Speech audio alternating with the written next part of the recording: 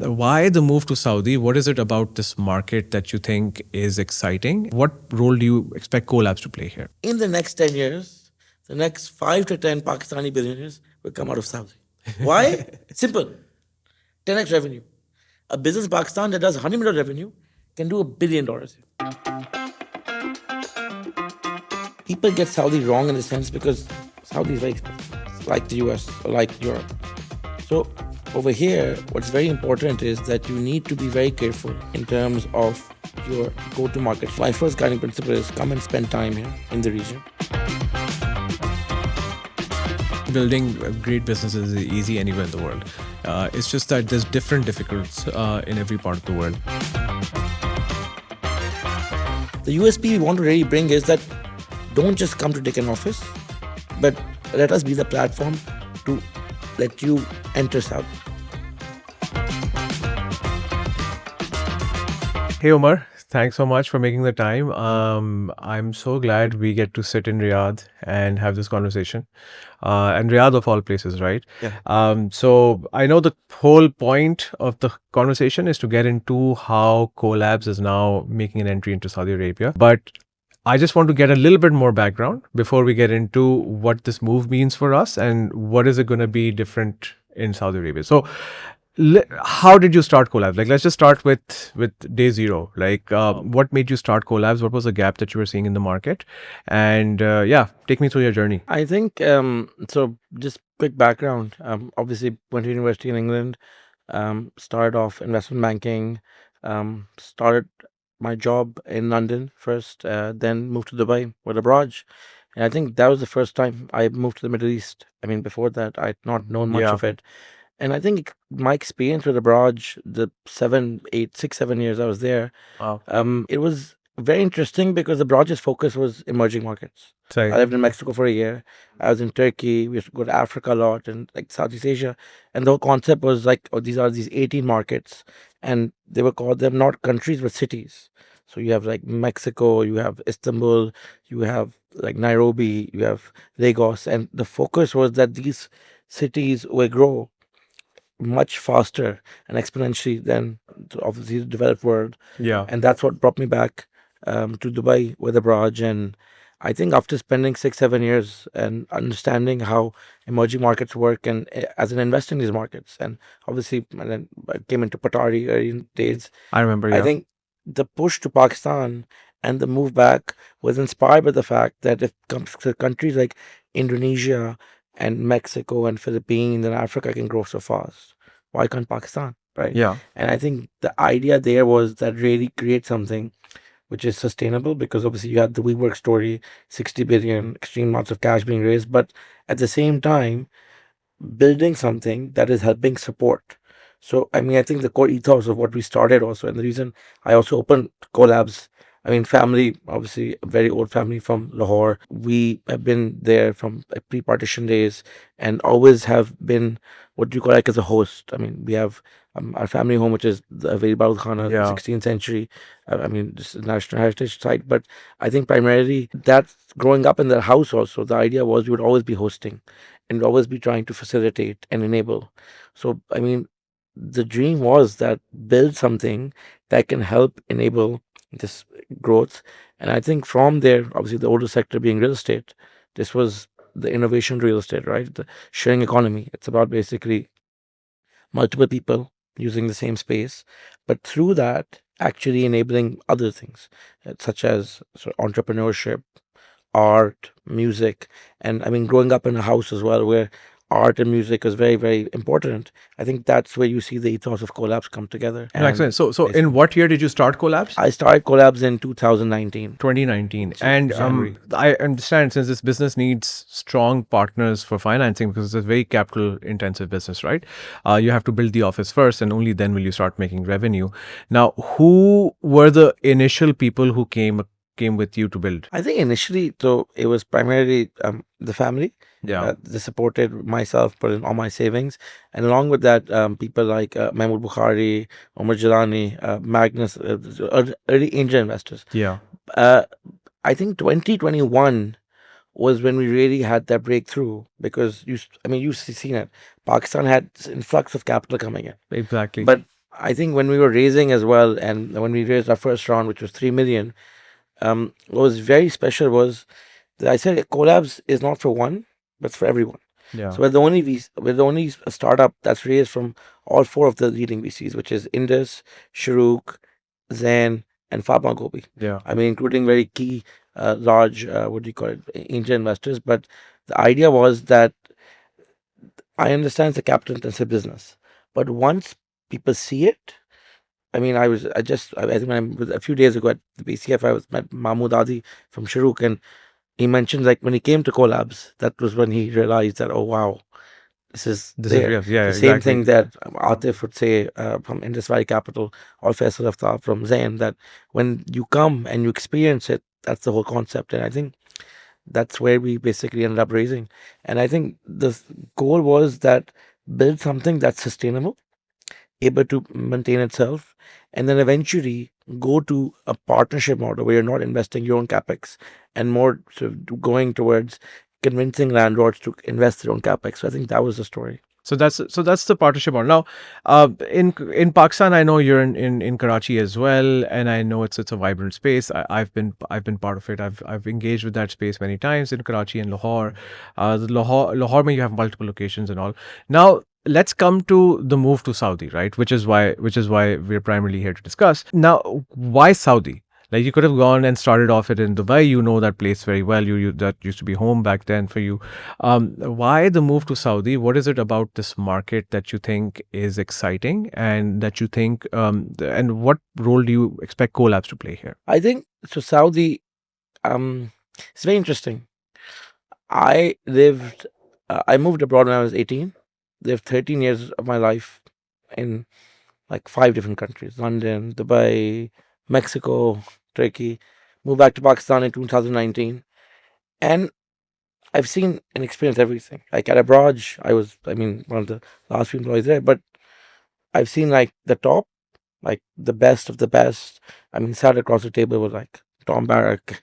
I mean, it's bigger than life. But I've also seen like Nairobi. I've seen Lagos. I've seen different parts of the world. And moving back to Pakistan, Pakistan was great building a business, building a very good team, and today we have scale.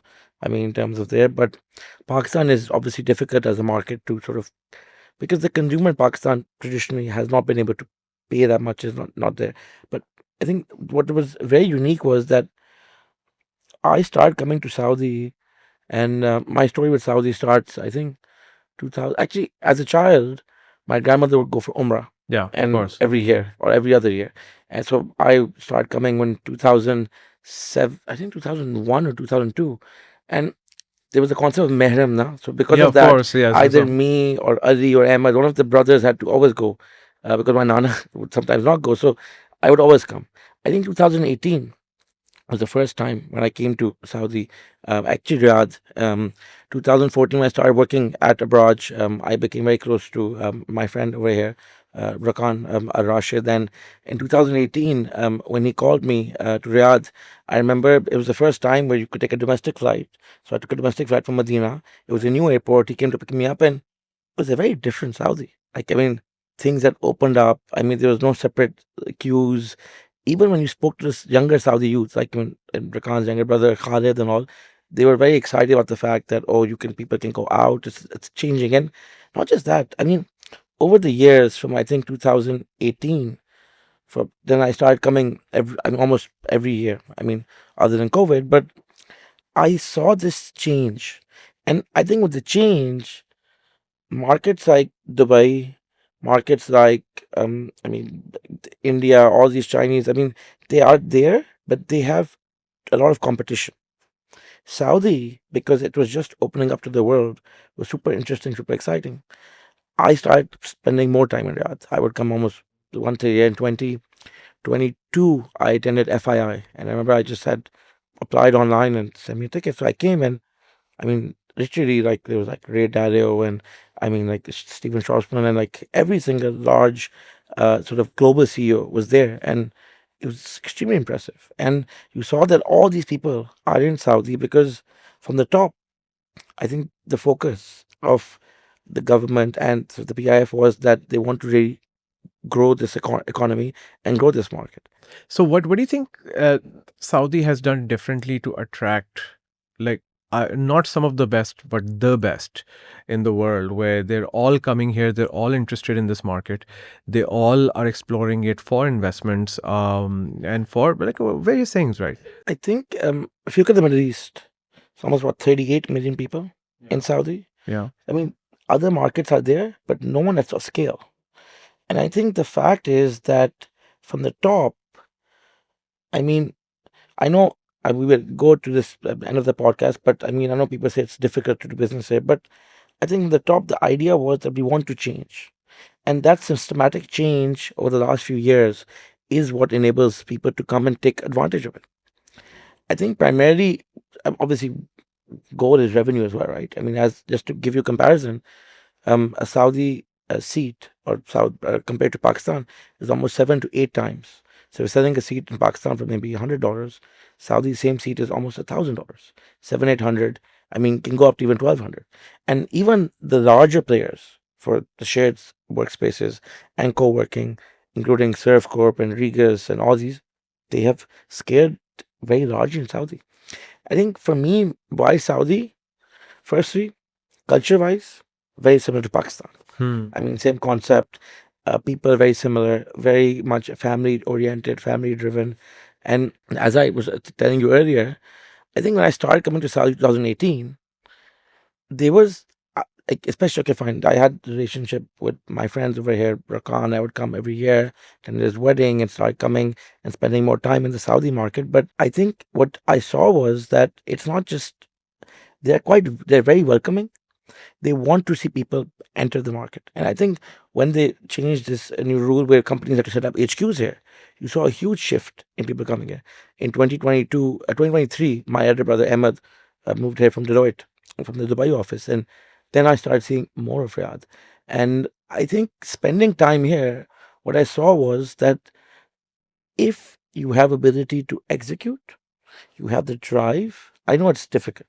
I mean, I'm sure you see it. I mean, you take an Uber here. I mean, people are still, I mean, it's a bit hard. I mean, getting around even smaller things like basic things that Dubai might seem very easy.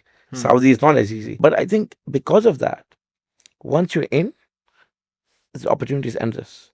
Because if you have a good product and you can create good sort of community or good sort of, I mean, presence in the market and provide service, Saudis are willing to pay. And along with that, there's huge growth opportunity. If I went to Dubai, there'd probably be like, I don't know, 100, 200 space operators. Yeah, it's quite saturated. Saudi right? today, there may be 3 or 4 operators that have more than 4 or 5 locations. So, I mean, the competition is not as much. But also, before we come into more specifics of starting a business in Saudi, what do you think about, like, you spend so much time here now, how Saudis view Pakistanis, right? And what they're like, I felt like, so I'll give you a little anecdote. I sat in 3 Ubers so far, and literally every time I mentioned to an Uber driver's a local, right? So every time I mentioned to a local about, oh, where you're from, I said Pakistan, and they're, oh, Pakistan Zindabad. Like, so there's this affinity, and at least there's, like, I haven't seen this in many places in the world, let's be honest. So yeah, so what do you feel is the view towards how most Saudis, or say Saudi businesses, view working in partnership with Pakistanis? I think just to I rewind back, 2018, 19, 20, I started coming here, started spending more time here. I think 2022, late 23 was the first. 2022, I met Shane from Shuruk. Shuruk has obviously been an investor, not just once, but now invested for the 3rd time. Me and Shane met at FII. We connected at Park Launch in Dubai, and Shane is like that, oh, we want to, I mean, take a big chunk of this business. And I said, why? He's like, no, we're very impressed with what CoLabs is doing. And then the conversation started. You were part of the conversation as well. And then the first transaction committed at that. I think 2023 end was when I started actually thinking that, okay, if I want to really 5x my revenue, Pakistan is great, but because of depreciation, because of ABC, it's very difficult to build a business that does $100 million of revenue, right? Saudi, became more real. So that story, from there, I remember me and Shin sat down in a coffee shop and we did the math. It was like a very rough paper. And we said, okay, how much cash do we need to go into Saudi? And then it was December, like not December, I think it was like March, February this year, earlier, when these guys said, you want to read around? Initially, it was very difficult. I spent not 7, 9 months, morning, night, day. My team, I think I had over 100 plus investor meetings, calls, but the issue was the same. A US business in Saudi, people love. Bring a Zuma, people will love to bring it. But a Pakistani co working operator that might be, top in Pakistan, doing that in Saudi, very hard. I still remember, and being a founder also, especially a founder who's raised, millions of dollars of capital, going and raising again, and then going and taking investor meetings, meeting an associate in the team, and doing that, it does at times get very demotivating. And I think after 4 months, we realized that we get exhausted artists. And the challenge was that, oh, if you have Saudi presence, we will then invest. But if you're a Pakistani company still trying to do Pakistani, we don't trust you. Okay. I still remember the conversation because and just to give you background, Rakan and me worked together at Raj for almost 7 years. I've known him for 10 years. Are my very, very close friends. So I use their offices and we've been using the CoLabs out of there. So I think from there as well, that's where the conversation started. And initially, uh, obviously going to multiple different VCs, it was not there. I think then one day I was very frustrated and I went into his brother's room and I said, what do I do? He's like, just tell us what you want. I said, I want to just put the first step here. And once I can show it, then you could see it to believe it. Yeah. And I think the idea there started, and that's why, our partnership today. So we are entering Saudi with Waseel Invest. Waseel is obviously the family office of the Omar Shah. Then I think the support we have from that perspective was that I remember when we signed with them, the idea was they said, don't think we are just your partners. We are here to stand with you, work with you, and go ahead. And just with all this positive political news globally, with this Pakistan, NATO, and nuclear sharings, I remember last month, his father called me and we had a meeting. And just a few weeks before that, I had met the Pakistani ambassador. Yeah. I think the idea was that he said that, Omar, in 2006, he showed me a video. It's like, King Abdullah said, Pakistan Zindabad. Yeah. He's like, now is your time to take Pakistan Zindabad. We want you to, through CoLabs and obviously Waseel, to support the Saudi economy, bring more companies into Saudi. And Saudi is a bit similar like Pakistan. Like, let's say you don't get your MISA license or your investment license. You will need to call someone, follow up, manage. And I think that's where the conversation started.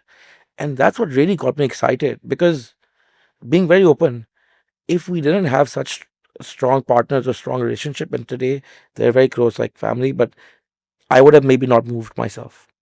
The reason I moved is because I see the goal, I see how businesses here have done, and obviously Ahmed works at Deloitte. He has a good idea, and when you are out in the market, you see a change, and not just in the entrepreneur. You done in PCF. It's just that change is very systematic, be it from entrepreneurship, be it tech. And through that as well, like, just give you an example, like obviously at CoLabs, we run different programs. So one of our which is the art program today, which is the CoLabs Creative Collective, for the last 3 years now, it's grown pretty large. Our collection is 200 plus pieces of art. We have run our second residency, and our residency advisors include Ali Kazim, Kadus Mirza, Lara Rahman, Faria Salahuddin, and the likes of Roma, who are very senior art professionals. And because of that, people enjoy CoLabs. They come, they see, oh wow, it's not just a place for, entrepreneurs, but also a place for sort of art. And then, we worked with Spotify, we worked with Coke Studio. I've attended those events and all. So now tell me more about what you feel will be CoLabs is offering in Saudi? Like you're starting with Riyadh, right? That's the first location over here. Now, what is it that you will be offering that is different from, say, the offering that has been there so far? Number one. And number two, any other co working spaces that are already in Saudi or, say, already in the region or say, tackling this market? So, what is CoLabs going to do differently? I think primarily, just to give concept, is I think the USP that we really want to put here is, I give you an example. I moved to Riyadh. Riyadh is the concept of compounds, right? I mean, we went to Busan yesterday with Emma, like the concept of compounds. People prefer compounds, expats, because they get to meet people. I mean, the kids can go to school and it's a community. As an expat, Saudi becomes very lonely. If you go today to any of the competitors, you might have what is called, let's say, co-working operators, which is primary co-working, or you have incubators. Today, I call up Pakistan today. So obviously we manage 10 locations, 5,000 seats, but it's a community, right? The focus is very much that we service the startup, the freelancer, the SME, and the enterprise. That today in Saudi does not exist in the sense that we want to really create a space which is enabling someone like you coming in, booking a desk for a day, but also a large company, let's say from Egypt, who wants a fit, I mean, 150-person dedicated floor. So the idea over here is obviously, just to give you context, we're starting our first location in Riyadh. Our location is Najis, the first CoLabs, and it is a campus. The whole building, I mean, it's north of about 3,500 square meters. We will be managing over 400, 500 people in the space. We have a dedicated coffee shop. We have a very large event space. The USP we want to really bring is that don't just come to take an office, but let us be the platform to let you enter Saudi. And I think now that's a new product that we'll be launching, but the core product is that we get so many inquiries from people in the US. When I put my LinkedIn post like a few weeks ago, I've moved here. Everyone's messaging me, oh, we want to enter Saudi. How do we enter? Who do you connect to? And how do you manage? And I think just back to the point of Waseel and us helping, I think a core part of some of these old Saudi families is the fact that they want to show a new Saudi to the world. Not the typical Saudi that people think it is. It is an open Saudi.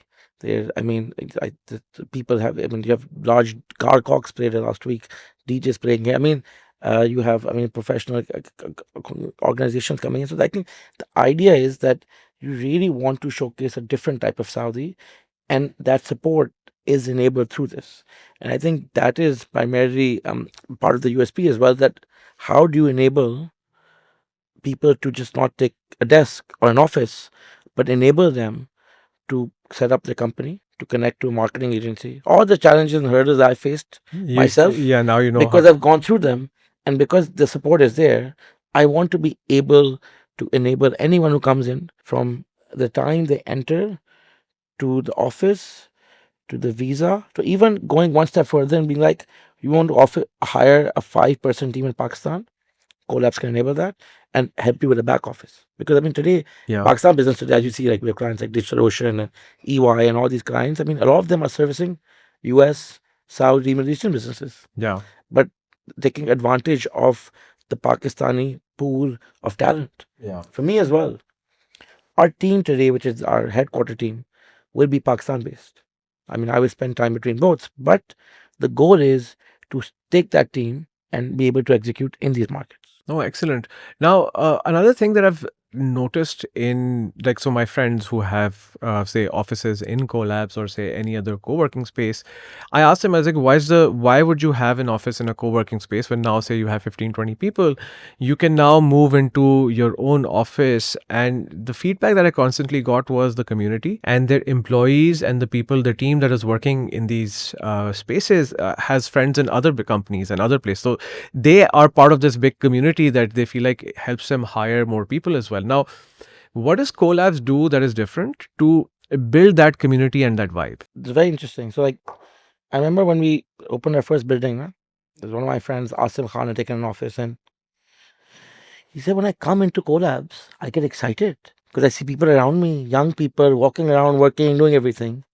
And that concept is that ethos, right? So, I think the core of what we really want to do is like, you spend almost, a person spends, in my opinion, 50% of the life at work, Yeah. right? I mean, you would go home, you would have dinner, you'd go to sleep, but from 9 to 6, majority of your day, you're in that space. Not everyone is a Telenor or a Jazz or a systems that can provide campuses. That has been the core of what CoLabs is today, right? I think where you work and how you are actually motivated in that environment makes a huge difference. Just back to that conversation when I was having with my friend's father a few weeks ago, he gave me an antidote. He said, like in Dubai, they used to be sitting in an old building, right? And apparently, that the old building had closed walls and all of that. That building got sold, and they moved into a new office. He's like that office had a coffee shop, had glass walls, and he's like the team's motivation went up maybe 1.5 times. So the same way today at CoLabs, the way we're building as well, it's about collaboration, about enabling communities, giving people an ability to do yoga, meditation. I mean, once a day, be able to connect to others. Focus. I mean, a lot of focus that we do today is through our partners, as you know. I mean, with Endeavor and Google Cloud and AWS. Also, the idea is that really helping build that community. And I think anyone can build an office. I mean, Riyadh there's thousands of offices. It's what happens within the office that makes a difference, right? I mean, when you go to theater, I mean, it's an empty hall, but what happens in the actual stage goes on, right? So I think a core ethos of what we want to build, obviously the core business today is workspaces. It drives 90% of our revenue, but the goal is to replicate the same. The programming is very easy to do. I mean, you've seen it at CoLabs, you've experienced it, and I'm not saying you need to monetize it is automatically, but it's just like having third culture at CoLabs in Lahore, or having a get coffee in Karachi. It's like it helps build that culture. So even here as well, we are bringing in a strong Saudi brand on a coffee shop which will be open to public. So the idea is that people coming there using it. So we wanted a place to be happening, and then through that, go to a second and third location and take it from there. Okay. Now, coming to you're someone who understands the venture economy and the new economy pretty well, right? From your days at Tech Raj, you've seen how businesses work. What do you see happening in the Saudi market, and why do you think that is an exciting market for, say, CoLabs is typically with new generation businesses, like technology backed, venture backed, new generation of businesses. Can you share some more about what to expect from the Saudi market in the near So I future? think I was reading over 900 million has been invested just in H1 2025 Yeah. in just VC. Yeah. That's more than 2024. That's the highest in the region. Yeah. The next out of the next 13 IPOs, 12 are tech companies.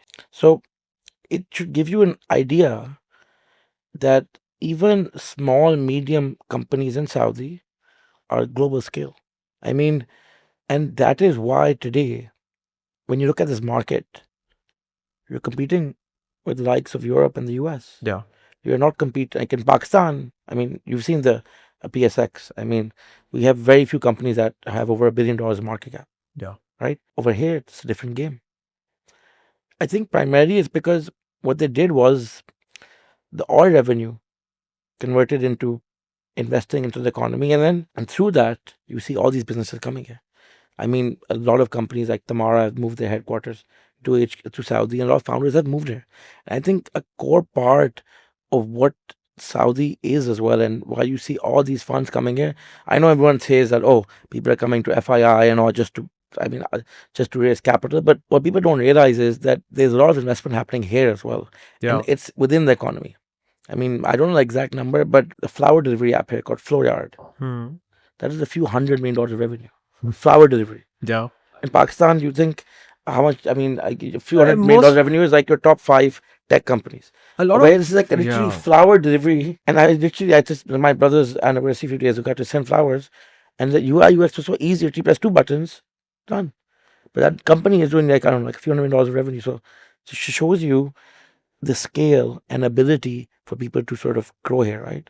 And that's what really excites me as well. And it's very supportive. Like I mean, I give you an example. Like if I don't, so I spend like most of my time in Saudi in the last 6 months, and I'm doing half and half. But we hired Qasim in Pakistan. GM is doing pretty good job. I think the goal is that even if I'm not in the office now, my partners will be like, "Where are you? What are you doing?" And then it's very much an in-person sort of economy, and a lot of things you need to be there. And Yeah. because so many people are coming here, just by essence of being in Riyadh, you will network, you will get introduced to an opportunity, to a deal, to A, to B, to C, to D, and through that scale. No, that's remarkable. But and in terms of the talent that's like now attracted to Saudi, like I haven't seen this before, right? I'm now seeing people. I have friends who are moving back from London to like now Riyadh, because it's just better opportunity and obviously interesting work, right? People don't just move like that. If you look at Saudi salaries today, they're at par with the US and Europe. Yeah. I mean, first people thought they were Dubai-based salaries, but now Saudi is actually paying better. So you see a lot of people from Dubai moving here. But it's not just pay though, right? You're also seeing that there's very critical work happening as well. That's it. It's along with the pay, it's very exciting also. Yeah. Someone like me, if I went to Dubai, it's too much competition. Yeah. India, like China, doesn't want to come out. So I think one goal is that a lot of Pakistani companies have opportunity to make dollarized income over here while growing the business in the Middle East. I mean, having HQ here, and at the same time, I understand living in Pakistan is amazing. I mean, I love it, you love it, everyone has that. But end of the day, you want to also come out of that bubble. Yeah. And I think to be able to do that, it's very important. Now, Pakistan aside, anyone who now wants to move to Saudi to start a business, what would be your, say, guiding principles for them?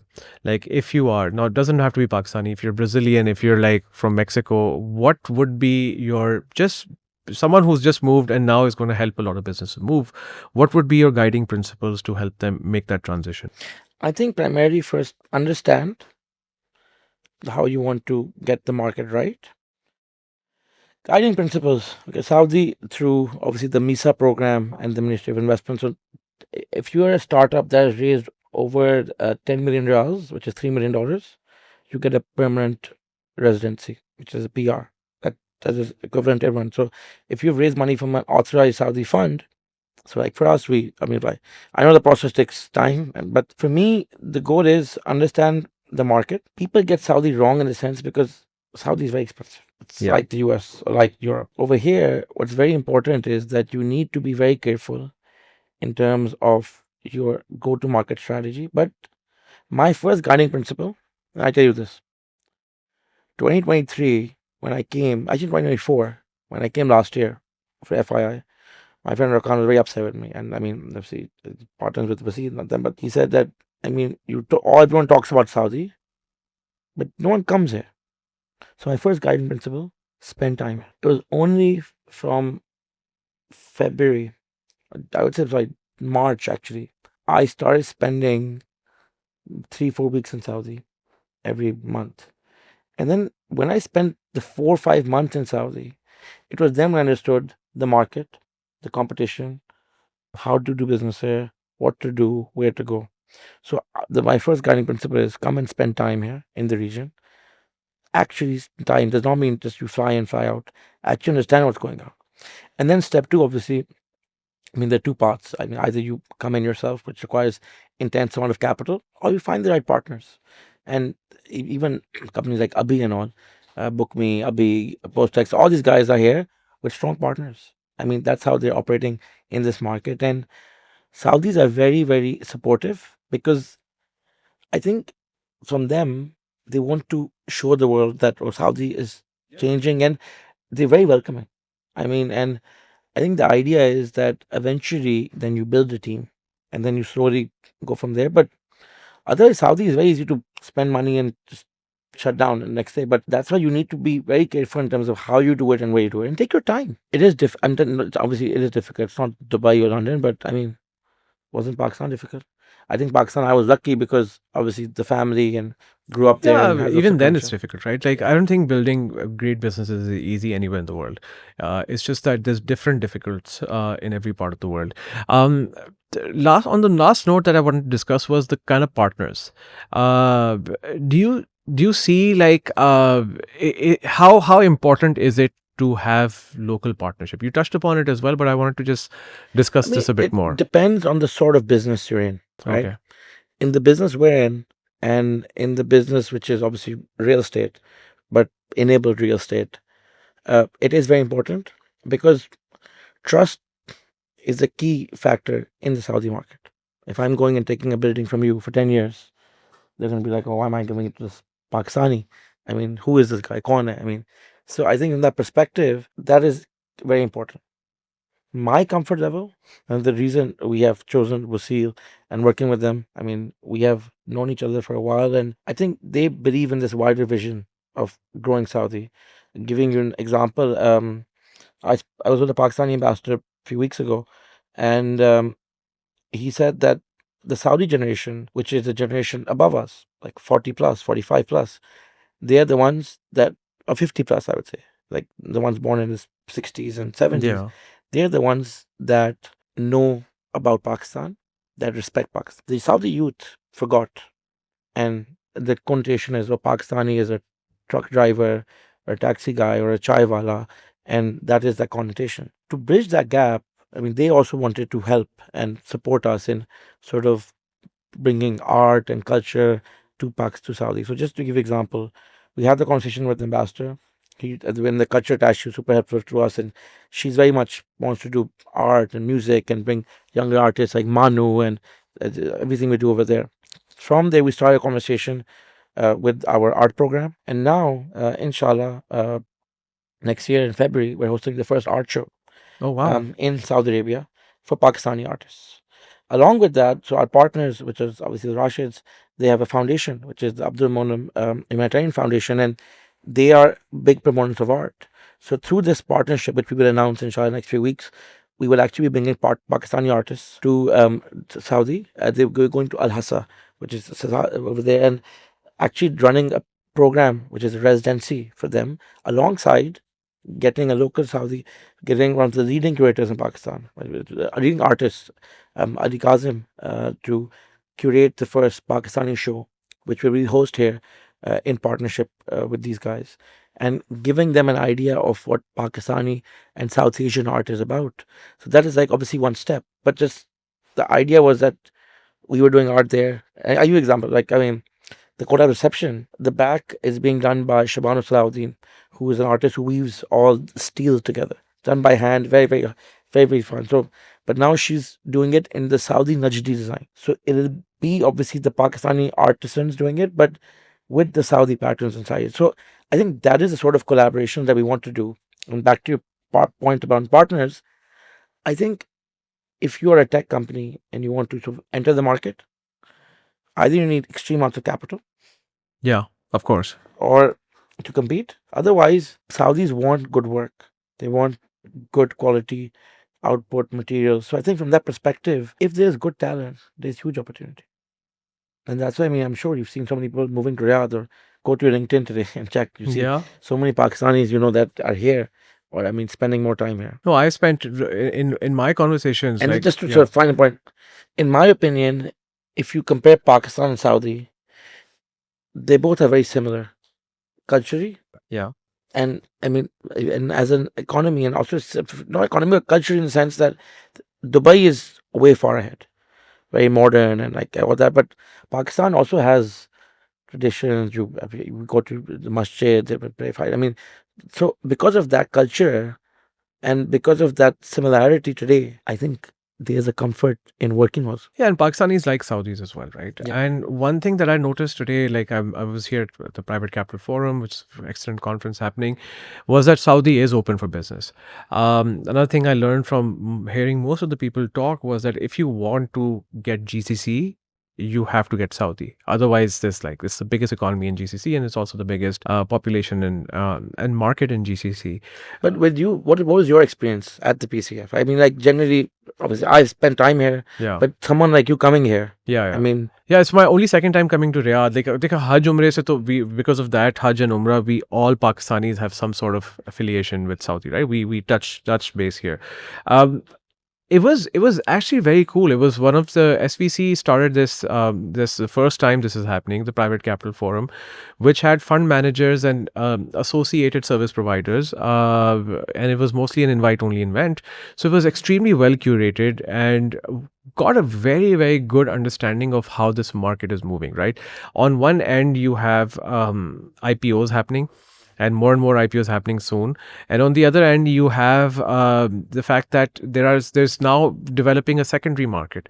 They are actually, with what I was very impressed by about Saudi Arabia was that they are literally thinking about the whole spectrum that you need. So early stage capital to IPO and everything in the middle, like growth capital is separate, being thought of.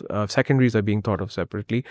You cannot just solve for one part, right? It's a whole continuum that you need to solve for, which I thought was very impressive in the way that they're thinking. And also then your National Development Fund and all will also tie to the Vision 2030, which I thought was very impressive. And they are specifically focusing on different sectors. So I met someone from the Ministry of Culture, and that person, her job was to create a website where you get very clear actionable data if you want to invest in fashion businesses in Saudi Arabia, right? Literally from how e-commerce is growing, how consumer trends are changing, how new companies are coming, how manufacturing costs are changing. So there's so much data on it, and that's available for any foreign investor looking at Saudi. I went to the cinema a few weeks ago, and it was a very nice cinema, like fancy sofas, you can order food, and it had a plaque there, funded by Ministry of Culture. There you go. So for us also, I mean, Saudi Vision 2030, entrepreneurship, Yeah. community, which is obviously sort of to tech and sort of giving space, but then art, music.